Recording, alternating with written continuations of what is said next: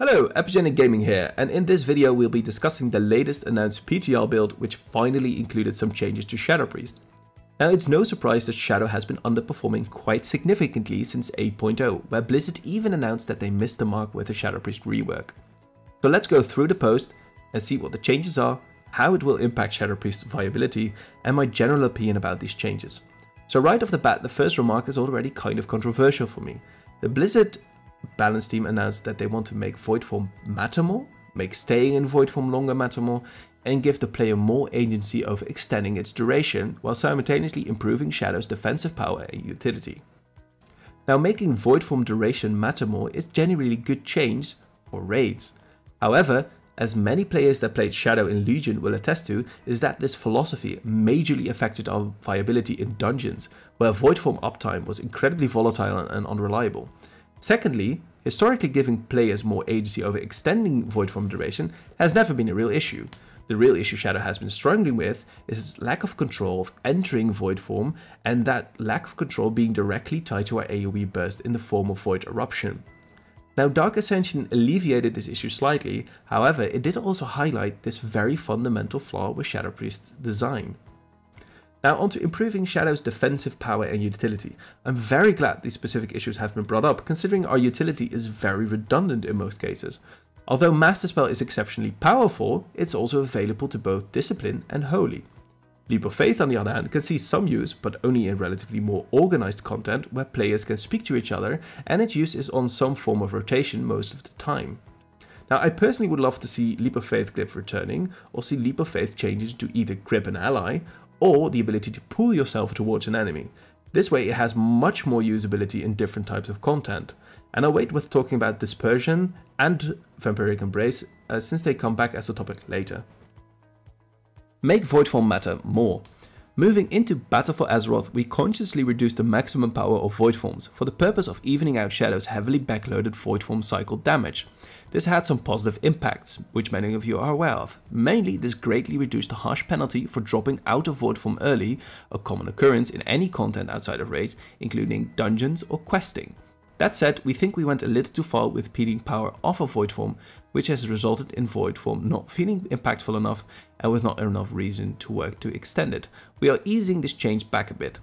Void Form increases spell damage by 20%, up from 10%, Insanity Drain increased per second in Void Form reduced by 15%, and Void Bolt Insanity Generation increased by 25%. Now generally this is a move in sort of the right direction, as this change makes Void Form more important by increasing its general damage instead of only one component as the Legion variant did, in which it increased its damage through Mass Hysteria, in which your damage over time abilities would do ever increasing damage the longer you stayed in Void Form.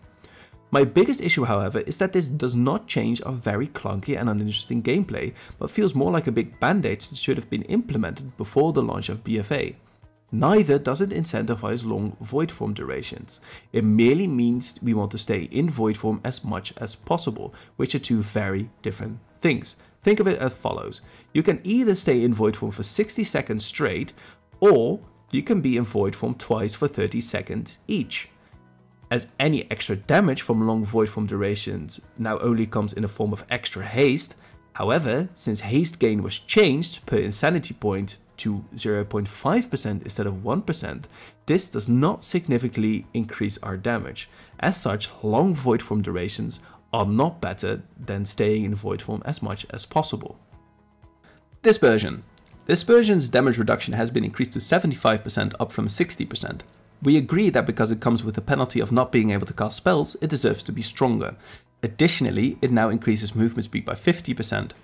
A new talent, Intangibility, replaces Mania, which was similar to and far less popular than Body and Soul, and reduces Dispersion's cooldown by 25% and causes it to heal for 50% of your maximum health over its duration. Now, I have nothing but good words for the base change to Dispersion. It was never meant to be a pseudo-immunity like it was in Warlords of Draenor, in which you had a 90% damage reduction. However, the 60% damage reduction prior to this change in Battle for Azeroth was laughably bad. Now, adding 50% movement speed on top of this additional 50% damage reduction makes it a very appealing defensive cooldown. However, Intangibility is something I'd rather not have seen as a talent. Although I understand and support the repeal of Mania, this new talent being in the survival and movement row of our talent tree isn't helping. Dispersion with these talents is already more than strong enough on its own, and the CDR and healing is not enough to warrant a talent tied to it. I'd much rather see a different way, or an additional way, of increasing our movement speed, since now we're again strictly relegated to using body and soul to give us any form of mobility outside of dispersion. Shadow Form's physical damage reduction. Shadow Form's 10% physical damage reduction was intended to feel like a bonus to Shadow Form, but instead felt like a penalty to Void Form, since you lose that defensive benefit going into Void Form. We're replacing this bonus from Shadow Form with a Focused Will passive, which the other two priest specs already have, causing melee abilities and attacks to reduce all damage taken by 15% for 8 seconds. Now this is an incredibly good change that I had hoped for a long time would be implemented, as it helps out in all types of contents and it's easier to balance. And it would be very interesting to see if this would change the way Shadow Priests currently work in PvP and it being really reliant on never entering Void Form. Hallucinations. Hallucinations is becoming a baseline passive and allows you a successful Dispel Magic, Master Spell, Purify Disease, Vampiric Embrace and Power with Shield cast to generate 6 Insanity, same amount per cast as your filler Mind Flay. This gives you more freedom to use your on-global utility buttons, especially in Void Form, without incurring as much damage loss, since Insanity is constantly draining.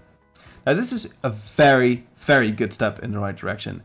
It means that if you're spec'd into Body of Soul, for example, and you need that movement, but you're also in your Void Form, you don't feel as bad for using one global cooldown, not pressing Void Bolt, Mind Flay, or Shadow Word Void, or Mind Blast.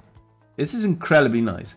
I'd even go as far as to say that they need to bring back Hallucinations, the PvP talent, and pump this up even further. So if you spec into this for PvP, you would get 10 or 15 Insanity generation when you use one of these abilities. This would increase and even push further the idea of Shadow Priests wanting to use Void Form in PvP. Other talent adjustments worth mentioning. Mind Bomb and Psychic Scream now take 40% longer to break from damage, Void Torrent regenerates 30 Insanity over its duration and deals 20% increased damage. Additionally, no longer requires Void Form to cast, so you can choose to use it on a priority damage target at any time. Lingering Insanity fades every 3 seconds instead of every 2 seconds, and Serenity Madness cooldown reduced by 33% and the penalty duration reduced by 50%.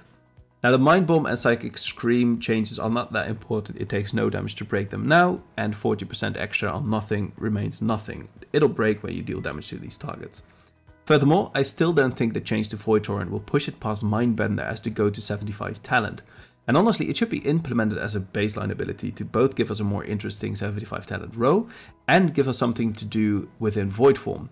Since even if Void Torrent is now usable outside of Void Form, the fact that you get 20% increased spell damage within Void Form on top of this extra damage will make it so that Shadow Priests can separate themselves a little bit better. So if you're a better Shadow Priest, you can do a bit more damage than an average Shadow Priest.